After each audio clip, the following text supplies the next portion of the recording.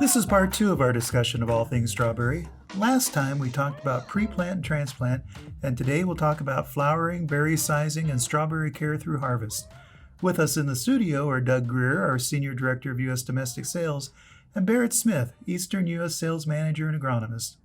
On the phone we have Jason Garcia, Florida Regional Agronomist, and Silvano DeLuna, Certified Crop Advisor and Pest Control Advisor for WRT Ag in California. We're also pleased to have a special guest on the phone today, Dustin Grooms of that great strawberry growing dynasty, Fancy Farms of Plant City, Florida. Before we get started, I direct our listeners to go to humagro.com and on the homepage, click on the slider image that says Huma Gro, practically perfect in every way for strawberries. That will take you to a strawberry blog post that has links to product documents, field studies, and other background information that we'll be discussing during this podcast. Now, here's Doug Greer to continue the conversation. Well, now we are at that point in the life cycle of the strawberry where it all happens, or at least we're building to this point. And that's the flowering and the berry sizing, because we have some strawberries right in front of us, and they smell wonderful. And so we're doing all this to try to get these beautiful, very great smelling and nutritious berries to market. So, Jason, go ahead and share with us kind of what that looks like, and you've already touched a little bit on that, but a little bit more on the berry side, or the flowering and the berry sizing stage of the strawberry plant. When we get into what we quote unquote call reproductive, when we're getting into harvest is what I'll call it. Vitol breakout, calcium are a big player. Vitol is going to help with fruit size. Breakout is going to help with bloom production. Calcium.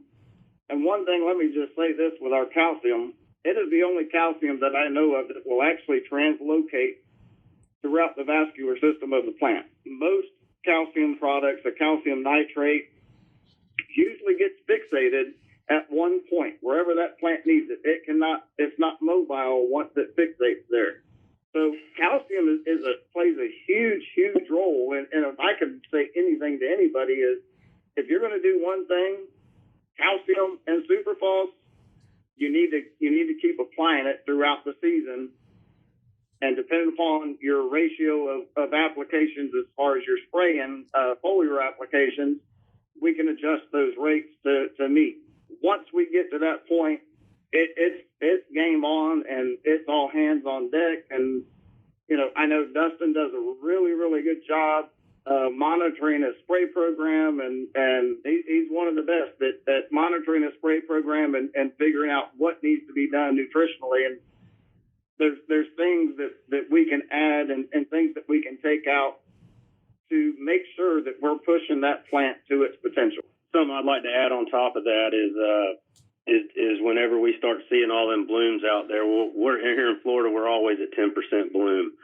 So timing is a key, but what's real important at this time and different stages is to do your leaf samples and check your leaf samples and see what it needs. And you can get a lot better at what you do if you really pull some leaf samples, and then you'll know the right product of what to actually plug in at the right time.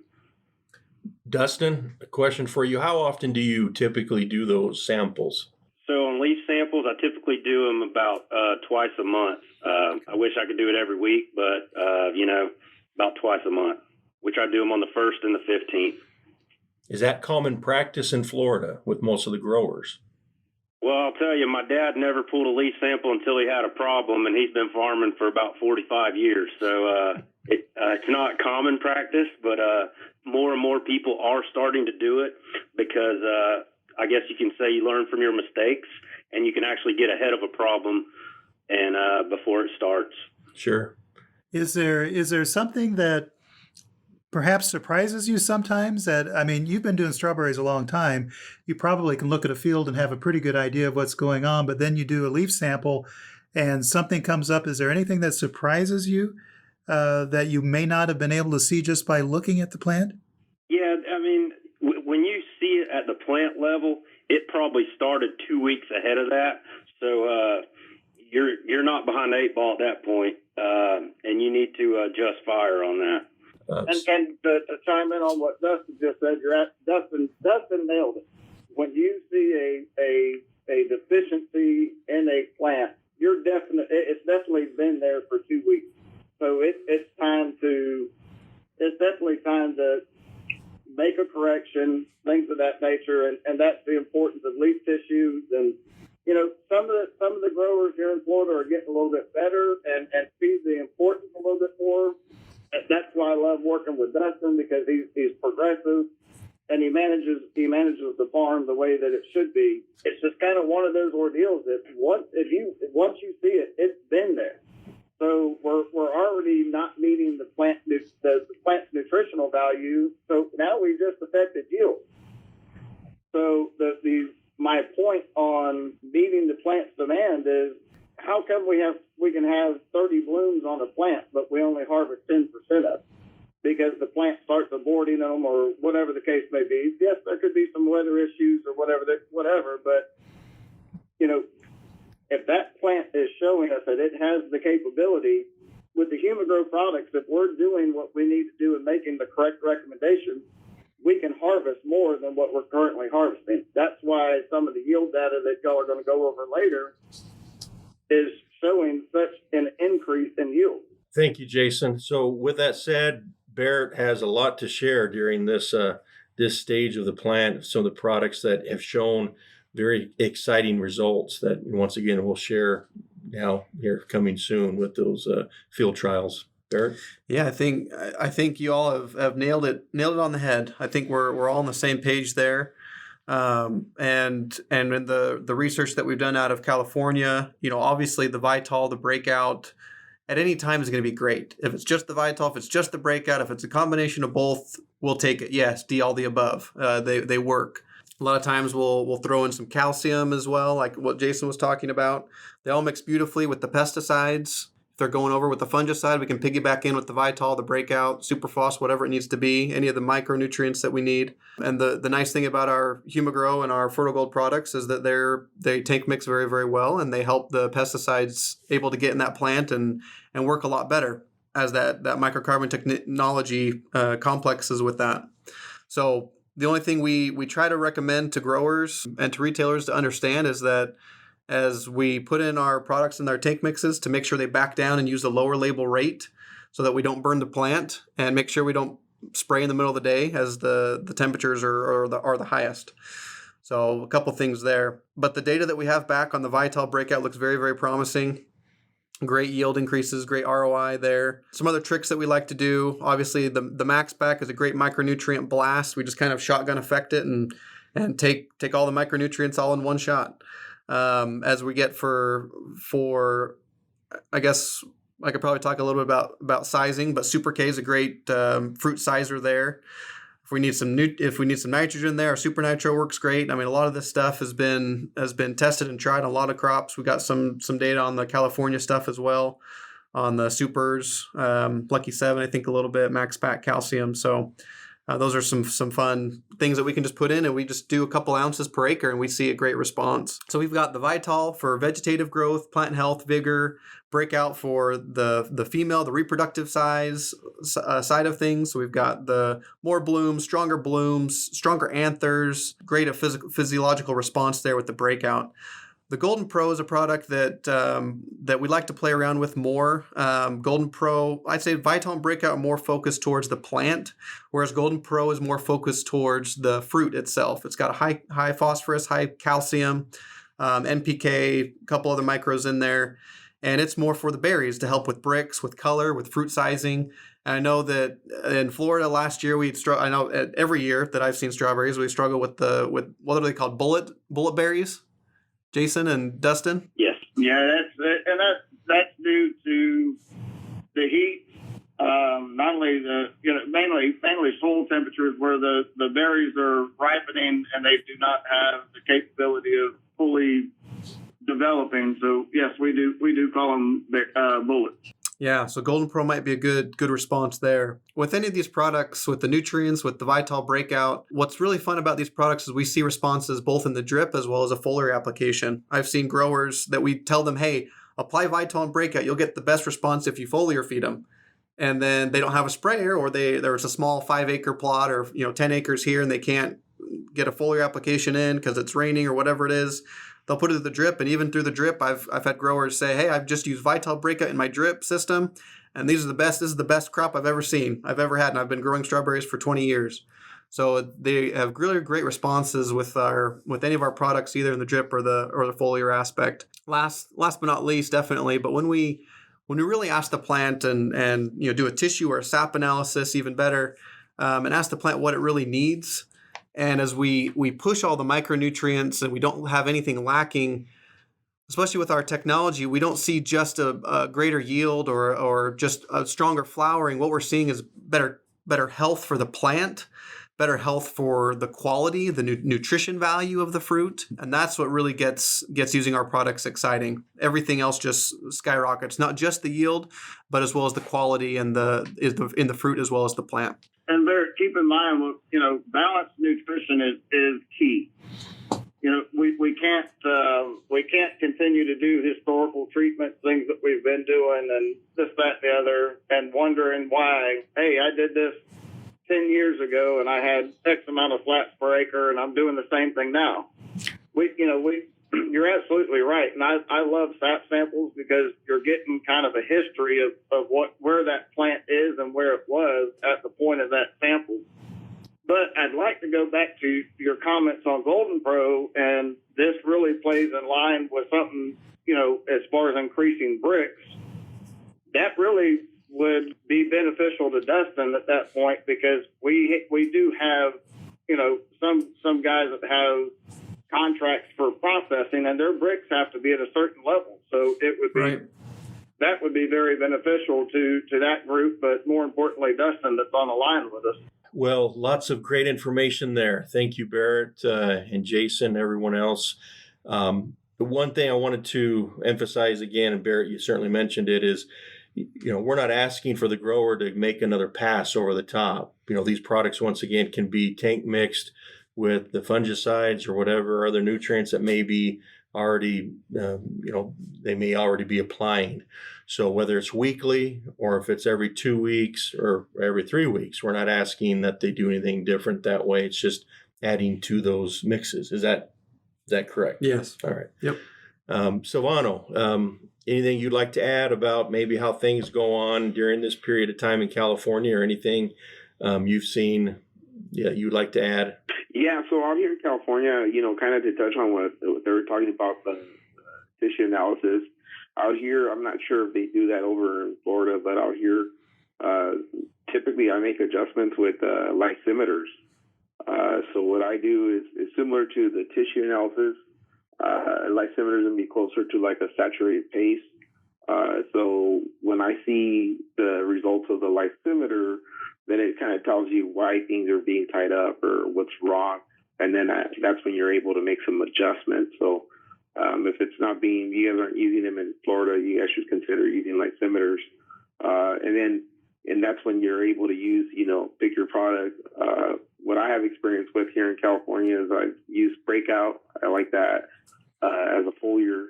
And I've started playing with Defend and I think it's Activable. And so far, I've seen some pretty nice stuff. Maybe by the next time we gather together, I should have some feedback on that. Perfect. I'm glad you mentioned those two products. Those are two exciting products that we'd love to have, see used more. And with all the crops, but especially here with strawberries, they have a place, certainly. So appreciate that. I do want to mention here so as we get toward the back half of this growing season, if the grower, we mentioned this a little bit earlier, if the grower has went ahead and fumigated, and we were using ZAP early on for the first few months just to help continue to build up the soil, at this point toward the back half is when we would want to start Promax again, because Silvano, I know you mentioned it, and we got some data here we'll show in a minute. Or we'll talk about. I guess we won't show it, but we'll talk about it. Hopefully those that are listening can look at it. It shows that as we add Promax toward this back half, we don't see that, what I call it, the tailing off effect toward the end of the growing season of the strawberry. We see things continue in an upward motion. So the yields are there, the quality is still there as we're adding some of these, the Vital, the breakouts, the nutrients that still are needed there. But the Promax and the Zap together are doing its part toward the back half when the fumigation wears off. And an important note to make notice there. So, anyways, with that said, let's move forward to what we have listed here as pre-harvest. That's probably not maybe the best way to say it, but toward, I guess, maybe the back month or the last month, the back end here of this growing season. Jason, tell us what we have going on here, maybe the last month or so of this growing season for the strawberry. That's kind of like rolling the dice. Depending upon where the market is at that point, to be honest with you, is what we're going to do. We'll start cutting blocks off if the market's not there, and there's some guys that will double crop, whether it be cucurbits, things of that nature behind it. And so it really depicts on what the grower is wanting to do back behind that crop. If we decide to keep the berry crop in the ground, there's a lot of times, for example, with watermelons and cantaloupe, we're planting those right in the middle of the strawberries, and we're kind of starving those. And when we cut the berries off, then it's like we want that secondary crop to go. And we have products that we can make them go, but it really, the market really determines what we're going to do as we get to the back half. Dustin, I'd love for you to chime in on this one. Typically towards the back half of the season, things start falling apart here pretty rapidly, and you got to make an educated guess on, which one's your weakest blocks. If you think you can maybe turn some around, what to do. Typically during that time, it's real hot, and we like to put a lot of calcium out to firm those strawberries up, and we like to the potassium actually was low last year, and we were able to use some buffer K, and I believe I used some more in some other blocks. I used some super K to get the levels back up to where they needed to be. So, there's products out there, and you just got to find where they fit accordingly. Great. Thank you, Dustin. Appreciate those remarks. Barrett, what can you share with us as far as the Huma Gro products toward the back end here? Yeah, I think, again, just giving the plant what it needs, the calcium, the potassium, either the Super K or the Buffer K, as Dustin shared, have good results there. And kind of what Jason was talking about is we can't give up on the crop. I mean, or the market for that example. There's going to be a lot of farmers that pull out, and sometimes it's better to hold off for the long run and take a ding at first. And then when everyone jumps out, you've still got strawberries on the ground and you can take a good market. I'm not here to discuss about that because I'm not a market analyst. I'm an agronomist. But anyway, there's some things that we need to keep in mind and make sure that whatever we're doing, we've got a good ROI or potential for ROI there for the strawberries. So as we, in Florida, to common practice, like Jason was talking about, to go in with the next crop.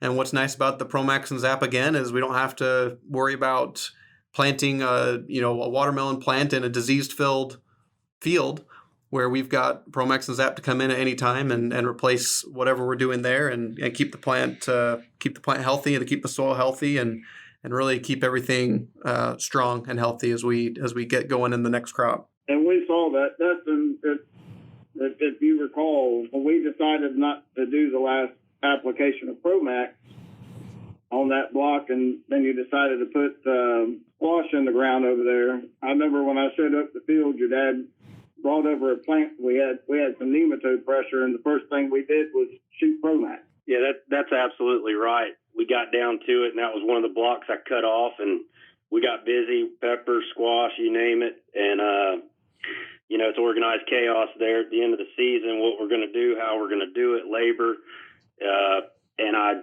decided not to shoot that because it was on strawberries, and then at the last minute I decided to plant squash there in that block, and sure enough, nematodes came right up. We shot that Zap and the Zap and the Promax out, and we checked them right away, and it worked out for us well. Appreciate everybody's comments. Anything else to add? Otherwise, we'll wrap this up with some comments on some of the studies that we've done. And I first want to begin, if anybody who's listening to this, if you have access to the blog post that is up on our website at humagro.com, I'm going to refer to some of these field studies and other studies that have been done. I'll list them. If I say field study 1, I don't think it's listed in there as that, but it'll be the first one versus, going right down the list. But number 1 and number 3 were 2 studies that we did. And we spent a lot of time and money over the last few years in California doing a lot of these strawberry studies. So we love the results. They really point toward, what our products can do. Specifically in field study number 1 and number 3, we were looking at just basically Vital and Breakout, more specifically as a foliar application, as we had talked about. These were done, one of them was done every 3 weeks. That's what the grower was doing out there in California, is going over the top every 3 weeks with their fungicides and some other nutrients. And so we just, piggyback that with that spray every 3 weeks. The other one is every 2 weeks, as that is probably more the norm, it seems like. And you can correct me if I'm wrong, Silvano, but it seems like about every 2 weeks more so that they're going over the top. And so with those, we looked at Vital Breakout. In these cases, it was either a pint per acre of each, or sometimes it was a quart as well. And we've looked at a pint and quart in other studies. So we feel very confident that a quart per acre of Vital and Breakout every 2 weeks, or if they're going over the top, maybe a pint then of each of those every week would be you'd see tremendous results with those 2 products.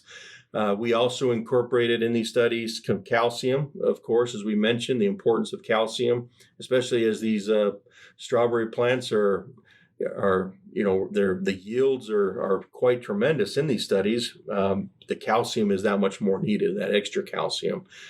We also incorporated some of the supers, as Barrett had mentioned earlier, super nitro at times, or super phos, or our super potassium.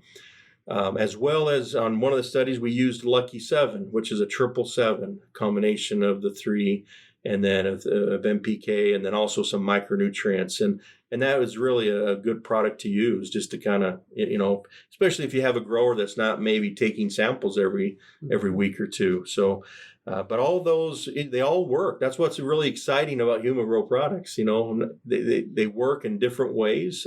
There's maybe not always a wrong way to do it. There's maybe a better way we could do it, but there's multiple ways that we can get the job done. But the results as we look at field study number 1, we had a 13% increase in yields, approximately $3,400 more per acre to the grower. In field study 3, it was even more than that. We're at $5,000 per acre. And so these are the return on investment to the grower. They're tremendous. I mean, we've got another study that was done, field study number 2, which we looked at. That's where we added the Promax and Zap over the top of fumigation. These other studies, the number 1 and number 3, we didn't look at Promax and Zap on those. But when we looked at Promax and Zap, and then with these foliars, we got certainly similar type of results, and even better, as the Promax and Zap was doing its part, especially toward the back half of that growing season. And then we come across our last trial that we did here, finished it up in December of last year. It was in the Santa Maria area of California. And that trial, but it's number 4 on the page. And it is some exciting information here. We looked at Promax and Zap basically by itself versus fumigation. And also we use some of our nutrition that we call ultra precision blending. It's taken a combination of all of our nutrients based on exactly what that plant needed on that field. And that's, I guess, Huma Gro 4.0, which we happy to talk about more in maybe a future podcast. But as we looked at Promax and Zap versus fumigation, it was pretty much off the charts. It's one of those trials when you look at the data, you almost are a little bit worried because of the results were so high. We came out almost double. It's 97% increase in yields. And what we see on the graph as you look at it, hopefully once again you can look at the graph, because the line graph tells the whole story. We see that back about 3 months or so of that growing season, we see wherever we had the Promax and Zap, it kept moving forward. The yields just didn't tail off. Whereas where the fumigation was, we see this pretty obvious tailing off effect. And that's where we feel like we really made up a big part of the difference, not only on the front half, but also even more so on the back half. So that was huge, and we've got more we could share. But these studies have been important for us to share this Huma Gro message, specifically on strawberries, whether it's the foliar applications and/or especially with Promax and Zap, what these products will do. The last thing is we had an important study that was done through Plant Sciences up in Watsonville, California, where they looked at Promax against these main 8 pathogens, Macrophormina, Fusarium, Verticillium, Pythium. There's 8 of them specifically, and on that it's listed, and I can't remember how we have it listed, Larry, in there on the podcast, but it's also there below these field trials. And encourage you to take a look at that as well. And we see the great control that Promax had, not only as a nematicide, we know it will take care of nematodes, it will kill them, but also on these pathogens that certainly affect the strawberries and other crops, not just strawberries. So those are field trials we'd love to hopefully have you look at as you listen to this, or maybe hereafter. There's also a great video that was put together by our marketing team that explains this last trial that was done last December, and I think shares that story in just a couple of minutes in a nice way. So that's all I have. Barrett, you got any closing, I guess, remarks or things you'd like to share? The only other thing I can think of is we kind of did a similar test with Dustin. He was kind of our guinea pig. And I assured him that his crops weren't going to die. A lot of times we looked at some of his nutrients, and he's like, "Man, we're really low on this." And I said, "Yeah, we are pretty low." But maybe, and this was before we hired Jason. So Jason walked this field with me a couple times. Maybe Dustin or Jason, would you mind sharing some? I know you shared a lot of your experiences with this trial, but maybe some other thoughts you had about this field that we had the Ultra Precision as well as the Promax and the Zap. So the Ultra Precision, we used it and compared it to our, standard liquid over here, and it matched up to it, just fine. Towards the end, there was, a few issues maybe with the potassium, and like I said, we used the Buffer K and the Super K, and pretty much it corrected it right away. So it worked fine. Both products, we were happy with them. The Promax and Zap, it worked really well, like I said, and we're going to continue to actually use that this coming season, and we're going to increase our acreage to probably just under 25% of the farm we're going to try it on. So that's a big leap of faith. If that tells y'all anything, that I, the farmer, I do believe in it, so I am going to use it again, and we're excited for it. One of the things that I'll add to that is, I think it was the first day that I actually met Barrett, and we went out there, and I went and looked at that block, and I could say this, that the uniformity of bloom size and bloom count versus conventional, I did note a difference right off the bat, and Barrett started explaining to me what was going on and what what we were doing on that particular block. Want to be particular on Promax and Zap? I will say that if I was a grower, I would have Promax and Zap on 100% of my acres and save the money on conventional fumigation, because you're putting money in your pocket right off the bat that you're having to pay for up front, right then and there, where Promax and Zap, you can order it as you need it versus having to pay for it. But at the same token, the biggest thing is it works. I appreciate that, Jason and Dustin, those remarks. What I wanted to share is that leap of faith, Dustin, that you're taking. We all understand that. And, you mentioned it, I think, early on at the beginning of this podcast that your dad, or I can't remember if it was maybe even your grandpa, but they've been doing this for 40, 50 years. I mean, fumigation, has been used for all those years. And it's one of those things where, it works. And we come along and we share with you what Promax and Zap can do. And it's kind of a better mousetrap idea. We feel we have a better way of doing it, and that we can get you to where you want to get better, as well as hopefully save you some dollars as you're doing it. And so we appreciate you taking that leap of faith with us and trusting in what we have to share with you, as well as anybody else. That concludes part 2 of our 2-part podcast on strawberries. Thank you, everyone, and special thanks to Dustin Grooms of Fancy Farms for spending time with us today. I'll take a moment here to remind everyone to go to humagrow.com and on the homepage, click on the slider image that says Huma Gro Practically Perfect in Every Way for Strawberries. That will take you to a strawberry blog post that has links to product documents, field studies, and other background information that was discussed today. Thank you for listening. Keep following the Huma Gro Farmer podcast for the latest information on enhancing your crops using Huma Gro products. Grow healthy.